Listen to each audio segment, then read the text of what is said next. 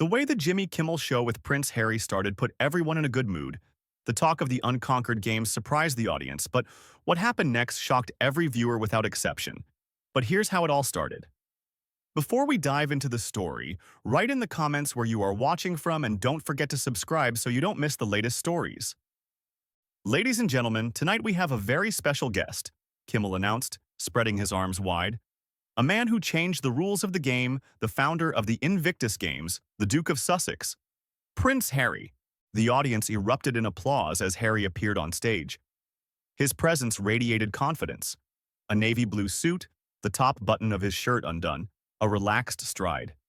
His smile was warm, but his eyes were wary, as if he sensed the evening might not go as planned. He shook Kimmel's hand, sat in the chair, and gave a brief wave to the still applauding audience. Backstage, the production team exchanged glances.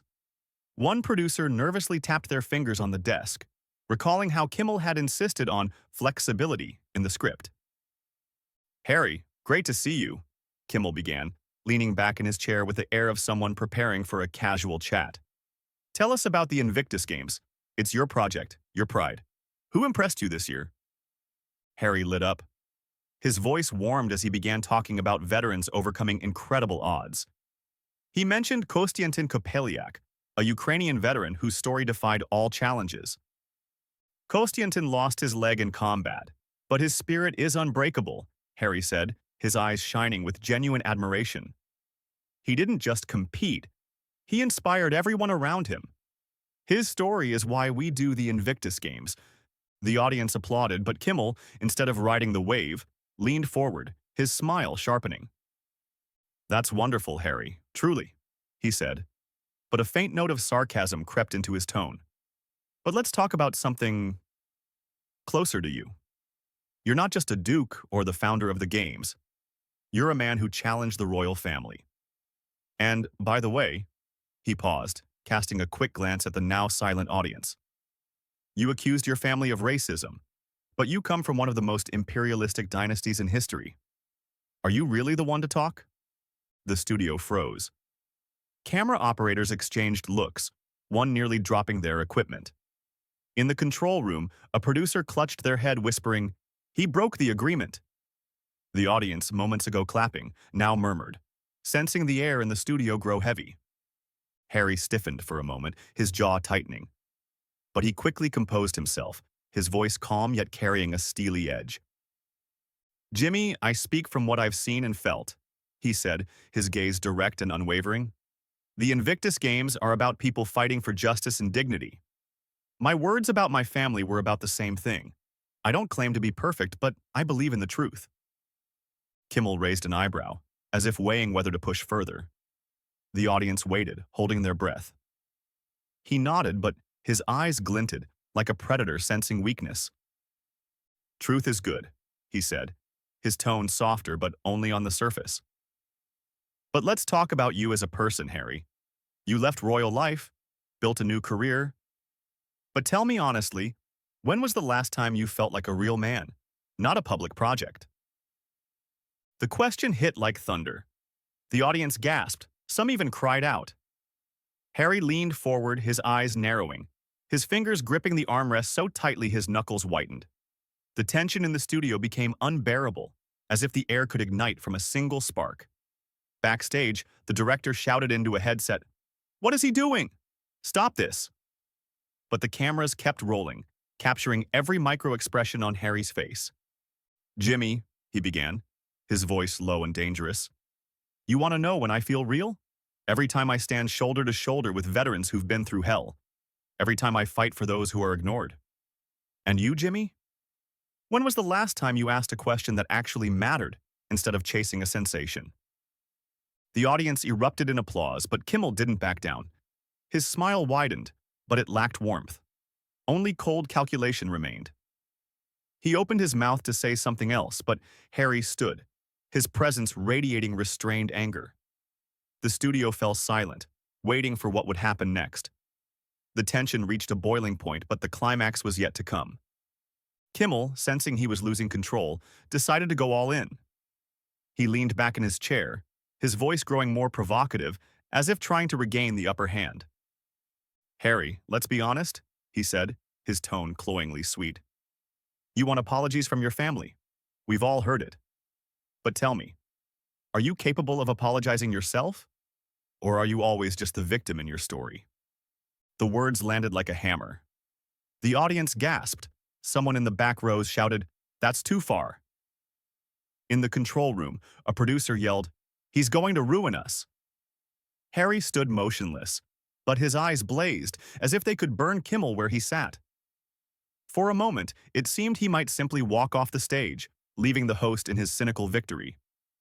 But instead, Harry took a step forward, his voice, when he spoke, low but piercing like steel. "Jimmy," he began with no trace of shouting or weakness, only cold clarity. "You think you can sit here, in your studio, and judge me? You think a few provocative questions will make you a ratings hero? Let me tell you something about apologies. I've made them, not for cameras, not for show, but to those I might have hurt. I own my mistakes. Do you? Have you ever apologized for how you belittle people for laughs?" The audience erupted in applause, but Harry raised a hand, asking for silence. He turned to the crowd, his gaze sweeping every corner of the studio. And in that moment, he was not just a duke or a public figure. He was a man standing up for his truth. "I came here to talk about the Invictus Games, about people like Konstantin Kopliak, who sacrifice everything for others. But you, Jimmy, chose to make this show about dirt. You talk about racism. I've seen its consequences, I've felt it in my family, and I won't stay silent because silence is complicity. You talk about what it means to be real? Being real is standing up for those who have no voice, even when people like you try to drown mine out." His words fell like stones into still water, creating ripples through the studio. Kimmel sat, his smile gone, replaced by a nervous twitch of his lips. He tried to say something, but Harry didn't give him a chance. "And you know what's worst?" Harry continued, his voice growing louder but still controlled. "People like you think you can reduce everything to jokes, to sensations. But this isn't a game. This is people's lives. My family, my values, my fight. These aren't your late-night show content. And I won't let you demean what I stand for." He paused, his gaze returning to the audience. "I'm speaking to you, to everyone in this studio and at home. Don't let anyone diminish your struggle. Don't let anyone degrade your dignity for ratings. We are worth more." The studio exploded in applause. People rose from their seats, clapping, some wiping away tears. Camera operators, forgetting their duties, stared at Harry open-mouthed. In the control room, chaos reigned. One producer shouted, "This is viral content," but his voice was drowned out by the applause. Harry turned back to Kimmel, his face calm but his eyes blazing. "I'm done, Jimmy. This is your show, but my truth isn't your script." With that, he turned and walked off the stage, his steps firm and dignified. The audience kept applauding, some shouting, "Harry! Harry!" Kimmel remained seated, his face pale, his smile a pitiful attempt to save face. He tried to joke. Well, that was unexpected, but his words were lost in the roar of the audience, which no longer listened to him. When the show cut to commercial, the studio buzzed like after an earthquake. Social media erupted in a storm. Hashtags #, Team Harry, #, Kimmel exposed, and #, Stand with Prince began trending on X before the broadcast even ended. Users wrote, "Harry just destroyed Kimmel with his own weapon," and "That wasn't an interview, it was the speech of the century." Clips of Harry's speech spread across the internet, racking up millions of views in minutes. For Kimmel, this was the beginning of the end. His reputation, built on charisma and sharp humor, began to crumble.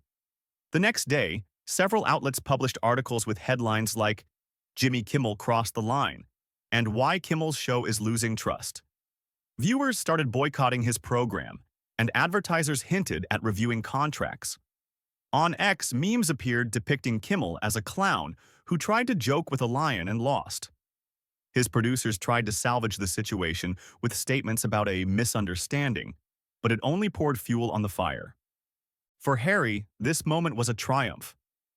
His speech inspired thousands worldwide. The Invictus Games received unprecedented attention, Donations surged, and stories like Konstantin Kopeliak's went viral. Posts on X supporting Harry appeared, with people thanking him for his courage to speak the truth. One user wrote, "Harry reminded us that dignity isn't about titles. It's about what you stand for." Harry himself didn't comment on the incident publicly, but his team released a brief statement. Prince Harry is grateful for the support and remains focused on his mission through the Invictus Games. His walk-off became a symbol of how one person can shift the conversation, leaving a legacy untarnished by provocations or ratings. The day after the explosive interview on The Tonight Show, the world was still abuzz with the previous night's events. Social media was in a frenzy. Hashtags, La Team Harry, La Kashaka Kimmel exposed, and Ishi stand with, Prince dominated X trends, with clips of Prince Harry's speech amassing tens of millions of views. News outlets ran headlines like, Harry demolished Kimmel, Truth versus Sensationalism, and Is Jimmy Kimmel's era over? But for Harry, the day wasn't about celebrating victory. It was about continuing his mission. He agreed to an exclusive interview on Good Morning America to discuss the Invictus Games, share his thoughts on the Kimmel conflict, and, most importantly, shed light on the story of Konstantin Kopeliak, the veteran whose courage was at the heart of his speech. The Good Morning America studio was a stark contrast to the chaos of The Tonight Show. A warm, calm atmosphere, soft lighting, and host Robin Roberts with a genuine smile. Harry entered the studio in a simple gray sweater and jeans, his demeanor exuding calm, though his eyes still held the fire that had flared the night before. The audience watching the broadcast wondered whether he would continue his attack on Kimmel, or perhaps choose reconciliation. Robin started with the obvious. Harry, last night's show went viral. Your words struck a chord with millions. Do you regret anything you said to Jimmy Kimmel? Harry smiled, but this time there was a hint of weariness in his expression. You know, Robin, I don't regret standing up for my truth. But I've reconsidered my view of Jimmy. I thought he was just a host chasing sensationalism. But maybe he's just doing what's expected of him. Entertaining. It doesn't excuse his questions, but I understand that the pressure of ratings can cloud judgment in this industry. I hold no grudges. I just want us all to learn from this. His words surprised the audience. Posts on X appeared immediately. Harry forgiving Kimmel? That's unexpected. And he's a true gentleman, but Kimmel doesn't deserve it. But Harry quickly shifted the conversation to his main focus, the Invictus Games and Konstantin Kopeliak. Let's talk about why I went on Kimmel's show in the first place, he said, his voice growing firmer. The Invictus Games aren't just a competition. They're about people like Konstantin Kopeliak, who remind us what it means to be strong. I want to tell you more about him because his story deserves it. Harry paused, his eyes lighting up with warmth. Konstantin is a Ukrainian veteran. He lost his leg in combat, but that didn't stop him. He trained every day, despite the pain, despite the doubts. He didn't just compete in the games. He became a symbol of resilience. I remember him telling me, I don't want pity. I want respect. And I want the world to know his name, not because he's a veteran, but because he's a person who shows us how to rise after falling. The studio audience applauded, and Robin nodded, visibly moved by his sincerity. That's a powerful story, Harry. Why is it so important for you to share stories like Konstantin's? Because they are the heart of the games, he replied. They remind us that dignity and respect can't be taken away. Jimmy tried to make last night's show about scandals, but I want us to talk about people who change the world. Konstantin isn't just fighting for himself. He's fighting for everyone who thinks their voice isn't heard. The interview continued with Harry sharing details about Konstantin, how he returned to sports after his injury, how he inspired other veterans, how his laughter and optimism were infectious. He recounted how Konstantin once joked during training, "If I can run on one leg, you can definitely get off the couch." The story drew laughs from the studio, but beneath it lay deep respect. Meanwhile, Konstantin Kopeliak's name began gaining traction on social media. The hashtag number Konstantin Kopeliak appeared alongside Team Harry, with users sharing clips of the interview where Harry spoke about him. One X post garnered thousands of likes. Harry's not just a prince, he's a voice for those who deserve to be heard. Kostiantin Kopeliak is a hero. Another user wrote, Jimmy Kimmel wanted a scandal, but Harry gave us a story of real strength. For Jimmy Kimmel, the day was less favorable. His team tried to quell the social media firestorm, but The Tonight Show's ratings plummeted. Memes on X compared Kimmel to a boxer knocked out in the first round. An anonymous producer told the press that Kimmel had overestimated his ability to control the situation. That evening, Kimmel tried to joke about the incident on his show, saying, well, at least Harry proved he's not just a prince but a master of verbal knockouts. But the quip drew only weak applause. The audience no longer saw him as an innocent jokester. In contrast, Harry gained even more support. His Good Morning America interview drew record viewership, and donations to the Invictus Games surged by 30% in a single day. Kostiantin Kopeliak's story went viral. Journalists sought him out for interviews, and veteran organizations worldwide used his example to inspire others. Harry remained humble, posting on X, "Thank you to everyone supporting the Invictus Games. This isn't about me, it's about people like Kostiantin, who show us anything is possible." That day was a turning point. For Harry, it confirmed that truth and dignity always triumph over sensationalism. For Kimmel, it was a lesson that crossing lines comes with consequences. And for the world, it was a reminder that true heroes like Kostiantin Kopeliak deserve more attention than any scandal.